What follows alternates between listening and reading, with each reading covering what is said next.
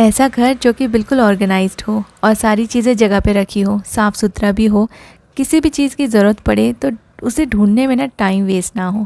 अगर आपको ऐसा घर चाहिए तो आपको थोड़ी सी मेहनत करनी पड़ेगी और थोड़ा सा स्मार्ट भी बनना पड़ेगा।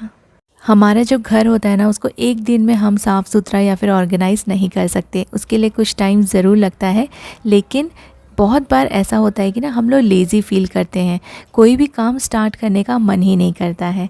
आज आपके साथ मैं ऐसे टिप्स शेयर करूंगी जिससे कि ना आप अपने घर को अच्छे से साफ़ सुथरा ऑर्गेनाइज भी रख पाएंगे।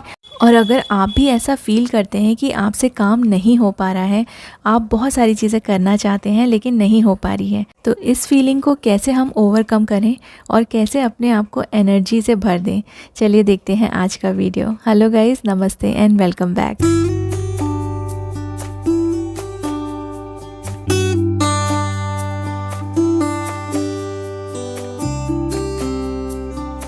आप मेरे वीडियो में अक्सर नोटिस करते होंगे कि आपको मेरा घर साफ़ लगता है और इनफैक्ट आप मुझे कमेंट भी करते हैं कि आपका घर बहुत सुंदर है, काफ़ी आप अच्छे से रखते हैं, साफ़ सुथरा रखते हैं। तो देखिए, ये जो चीज़ है ना, ये एकदम से नहीं हुई है। कुछ साल पहले तक मुझे भी ये बहुत ज़्यादा डिफ़िकल्ट लगता था और पूरा टाइम ना मुझे ऐसा लगता था कि मैं सोती रहूं, और प्लानिंग तो मैं बहुत करती थी कि ये भी कर लूँ वो भी कर लूँ, लेकिन कुछ भी हो नहीं पाता था। जैसे ही मेरे हस्बैंड ऑफिस जाते थे और मेरी बेटी स्कूल चली जाती थी, मैं बस मोस्ट ऑफ़ द टाइम मैं रेस्ट करती थी और सो जाती थी। और उनके वापस आने के कुछ घंटे पहले ही, जैसे 1 घंटा या 2 घंटा पहले ही, मैं उठ के अपने घर के सारे काम फटाफट निपटाती थी। तो ये जो चीज़ था ना, ये मेरा जो टाइम था बहुत ज़्यादा वेस्ट हो जाता था। तो मुझे काफ़ी गिल्टी फील होने लगा था कि मैं सिर्फ सोती रहती हूँ और पूरी प्लानिंग तो करती हूँ कि आज ये क्लीन करूँगी, वो क्लीन करूँगी, डीक्लटरिंग करूँगी, लेकिन कुछ भी हो नहीं पाता था। तो कुछ चीज़ें मैंने अपने इसमें चेंजेस लाई, अपने आप में मैंने बहुत सारे बदलाव लाए, जो इतना भी डिफ़िकल्ट नहीं था जितना मुझे लगता था। तो देखिए, बहुत सारी चीज़ें हम लोग अपने आप में बदल सकते हैं और फिर ये सारे चेंजेस के बाद ही मेरा घर हमेशा ऑर्गेनाइज रहता है और साफ़ सुथरा भी रहता है। तो चलिए मैं आपके साथ शेयर करती हूँ कि मैंने क्या क्या अपने आप में चेंजेस लाए, जिससे कि मैं इस चीज़ को ना, जो लेज़ीनेस है, जो सुस्ती आती रहती है, नींद आती रहती है, उसको मैं ओवरकम कर पाई। तो सबसे पहला काम तो मैंने ये किया कि बहुत सारी चीज़ें ना मैं प्लान कर लेती थी। ये बहुत बड़ी गलती थी मेरी कि इतनी सारी प्लानिंग कर लेती थी कि आज ये वाला कॉर्नर भी साफ़ कर लूँगी, वार्डरोब भी साफ़ कर लूँगी, किचन के कैबिनेट भी साफ़ कर लूँगी। फिर क्या होता था ना, इतने सारे काम जब मैं देखती थी, उस काम को देख कर ही मुझे ऐसा लगता था कि बाप रे, ये मेरे से आज नहीं होने वाला है। और एक बार तो मैंने बहुत बड़ी गलती की, पूरा का पूरा वार्डरोब खाली कर लिया कि इसको क्लीन करूँगी, और इतने सारे कपड़े, इतना सारा सामान वार्डरोब में था, वो सब कुछ बाहर आ गया था। और फिर मुझे 2 दिन लगे उस पूरे वार्डरोब को क्लीन करने में और अरेंज करने में।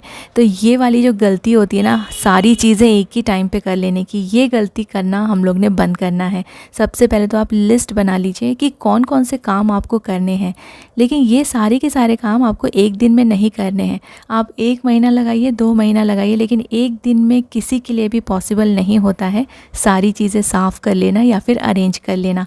तो अपनी जो टू डू लिस्ट है उसे प्रिपेयर कीजिए, और उस लिस्ट के साथ में जो आपने काम लिखे हैं ना, उसके सामने आप डे और डेट और टाइम भी लिखिए कि कौन सा दिन आपको टाइम मिल पाता है। जैसे कि संडे अगर आप फ्री रहते हैं तो आप संडेज़ कर सकते हैं, सैटरडेज़ अगर आप कुछ 2 या 3 घंटे निकाल सकते हैं, उस टाइम पे आप वो वाला काम कर लीजिए। तो वो जो भी काम आप लिख रहे हैं ना, उस काम में कितना टाइम लगेगा, अगर वो बहुत ज़्यादा टाइम कंज्यूमिंग है तो आप छुट्टी के दिन कीजिए, और अगर वो छोटे मोटे काम है तो आप चलते फिरते भी कर सकते हैं। या फिर आप एक और रूल फॉलो कर सकते हैं, 15 मिनट्स आप डेली अपने हर एक रूम को दीजिए। तो 15 मिनट्स अगर आप देंगे और छोटी मोटी चीज़ें आप क्लीन कर लेंगे ना, तो आपका बहुत सारा काम, साफ़ सफाई उसी टाइम पे निपट जाएगा। और बहुत सारे लोग ये गलती करते हैं, ओकेशनली जो क्लीनिंग करते हैं ना हम लोग, तो उसमें ना आप टायर्ड भी बहुत ज़्यादा हो जाते हैं और बहुत सारी चीज़ें आपको एक दिन में करनी पड़ती है।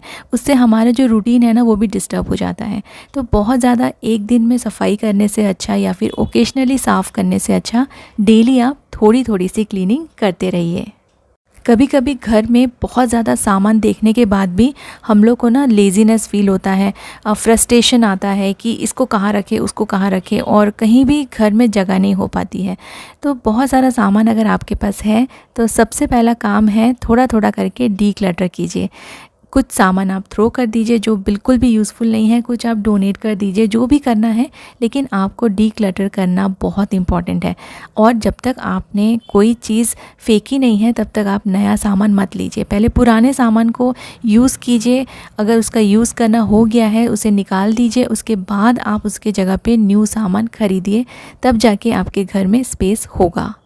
घर में उतनी ही चीज़ रहेगी जितनी आप यूज़ करते हैं एक्चुअली में, और जितनी ज़रूरत है तो आप उनको ईज़िली मैनेज कर पाएंगे। देखिए, टाइम इज़ मनी, तो टाइम को बिल्कुल मनी की तरह हम लोग को यूज़ करना है। जैसे मैंने आपको बताया कि पहले मेरे हस्बैंड ऑफिस जाते थे तो मैं सो जाती थी, तो मेरा बहुत सारा पूरा का पूरा दिन ही वेस्ट हो जाता था। और फिर बाद में बहुत ज़्यादा सोने से भी ना हम लोग को बहुत सुस्ती आती है, लेज़ीनेस लगता है। तो अगर आपको कुछ हेल्थ इश्यूज़ है और उसकी वजह से आपको ऐसा फटीग लगता है तो वो बात अलग है, लेकिन नॉर्मली अगर आप बिल्कुल हेल्दी हैं फिर भी आपको फटीग लगता है, आपको टायर्डनेस लगता है, तो आपको ना ज़रूरत है कि आप थोड़ा सा एक्टिव हो जाएं और कम से कम टाइम स्पेंड करें सोने के लिए। आपको सोना भी ज़रूरी है, आप नैप ले सकते हैं दिन के टाइम, लेकिन 2-3 घंटा सोने से ना और भी ज़्यादा हम लोग सुस्त फील करते हैं। टाइम को मैनेज करना आपको आना चाहिए, क्योंकि आपका जो घर है, मेरा जो घर है, इट इज़ टोटली डिफरेंट। आपके घर का जो भी सिस्टम होगा वो अलग रहेगा, तो मैं आपको टाइम टेबल बना के नहीं दे सकती, लेकिन आपको मैं बता सकती हूँ कि आप अपने टाइम को कैसे मैनेज कर सकते हैं। जैसे कि ना आपका कुकिंग हो गया, आपके हस्बैंड, आपके बच्चे सब चले गए, आप वर्किंग नहीं हैं, तो आप अपने उस टाइम को डिवाइड कीजिए कि आप किस तरह से कुछ टाइम आप क्लीनिंग में निकालेंगे, कुछ टाइम आप खुद के लिए भी निकालेंगे, और कुछ टाइम अगर आप कुछ हॉबी रखते हैं, कुछ आपको DIY करना अच्छा लगता है तो आप वो सब भी कर सकते हैं। तो इस तरह से ना आप अपने टाइम को मैनेज करके एक पूरा प्लान रेडी कीजिए, और उसके अकॉर्डिंग अगर आप चलेंगे तो आपका जो टाइम है वो कभी भी वेस्ट नहीं होगा। अनऑर्गेनाइज्ड घर में आप बिल्कुल भी खुश नहीं रह सकते, क्योंकि एक अनऑर्गेनाइज्ड घर मतलब बहुत सारी मिसिंग चीज़ें जो कि आप ढूंढते रह जाएंगे और आपको मिलेगी नहीं, क्योंकि आपने कहीं रख दी है और आपको पता नहीं है, अब आपको याद नहीं है कि आपने वो कहाँ रखी थी। उसको कहते हैं अनऑर्गेनाइज्ड घर, क्योंकि किसी भी चीज़ की कोई प्लेस नहीं है और कोई भी चीज़ें जगह पे नहीं रखी हुई है। सबसे पहले आप अपने घर को स्लोली ऑर्गेनाइज़ कीजिए। जैसे मैंने आपको बताया कि आप डीक्लटर कर देंगे, फिर आपको जगह मिलेगी कुछ चीज़ें रखने की, या नया सामान अगर आप ला रहे हैं उसे भी आप ठीक से रख सकते हैं अगर आपके पास स्पेस रहे। तो पहले डीक्लटरिंग कीजिए, फिर आप अपने घर को ऑर्गेनाइज़ कीजिए। छोटी से छोटी चीज़ के लिए एक फ़िक्स जगह बना दीजिए, तो आपकी चीज़ें मिसप्लेस नहीं होंगी, आपका टाइम वेस्ट नहीं होगा इन सभी चीज़ों को ढूंढने में, और आप बिल्कुल भी फ्रस्ट्रेटेड फील नहीं करेंगे, क्योंकि कोई चीज़ नहीं मिलती है टाइम पे ना तो बहुत ज़्यादा फ्रस्ट्रेशन आ ही जाता है। तो ये चीज़ आपको अवॉइड करना है, तो आप सबसे पहले अपने घर को ऑर्गेनाइज़ कीजिए। हम सब लेडीज़ लोग को ना बहुत ज़्यादा एक चीज़ पसंद है, वो है शॉपिंग। तो शॉपिंग पे बहुत ज़्यादा टाइम वेस्ट मत कीजिए, क्विक डिसीजंस लीजिए। अगर आपको कोई चीज़ पसंद है और आपको उस चीज़ की ज़रूरत है तो आप फटाफट से उसे बाय कर लीजिए। ये मत सोचते रहिए मैं इसे लूँ या ना लूँ, इसका कलर अच्छा नहीं है या फिर इसका पैटर्न अच्छा नहीं है, या फिर मैं इसे पहनूंगी या यूज़ करूँगी या नहीं। तो ये सारी चीज़ें आपका टाइम वेस्ट करेंगी, आपकी एनर्जी भी वेस्ट करेंगी। कोशिश कीजिए ऑनलाइन शॉपिंग कीजिए, बाहर जाने का, आने जाने का जो टाइम है ना वो भी बच जाएगा, और इसमें ना काफ़ी ज़्यादा थकान भी हो जाती है। जब हम लोग बाहर जाके शॉपिंग करते हैं बहुत ज़्यादा टायर्ड हो जाते हैं, दूसरे दिन काम नहीं हो पाता है। तो कोशिश कीजिए, आजकल तो ऑनलाइन सारी चीज़ें अवेलेबल है और आपको सस्ते में भी मिल जाएगा। इनफैक्ट ग्रोसरी भी आप ऑनलाइन ले सकते हैं, अच्छी चीज़ें आ जाती है घर बैठे, सारी चीज़ें आपको अवेलेबल है। तो अगर आप बाहर जाते हैं शॉपिंग करने के लिए तो फटाफट से शॉपिंग कीजिए, बहुत ज़्यादा टाइम वेस्ट मत कीजिए। कोई ड्रेस पसंद आ गया है और अगर आपके पास पैसे हैं और अगर आपके पास जगह है रखने की तो आप उसे ले लीजिए। बहुत ज़्यादा आप डिसीजन लेने में टाइम वेस्ट मत कीजिए। मैं मोस्टली प्रेफर करती हूँ ऑनलाइन शॉपिंग, क्योंकि मेरा टाइम भी बच जाता है और ना चीज़ें आपको बहुत सारी एक साथ देखने को भी मिल जाती हैं, क्योंकि जब आप शॉप में जाते हैं ना तो सारी चीज़ें वो लोग नहीं दिखाते हैं। तो ऑनलाइन में आप कई सारे वैरायटीज़ ऑप्शंस चेक कर सकते हैं। अब बहुत सारे लोग ऐसे होते हैं ना, बहुत ज़्यादा ही अच्छे होते हैं, वो बिल्कुल किसी भी चीज़ को नो नहीं बोल पाते, किसी को भी नो नहीं बोल पाते। तो आप उतना ही काम अपने सर पे लीजिए जितना आप मैनेज कर सकें या कर सकें। अगर आपके पास टाइम नहीं है और किसी ने आपको कुछ काम दे दिया हो तो आप उनको पोलाइटली नो बोल सकते हैं।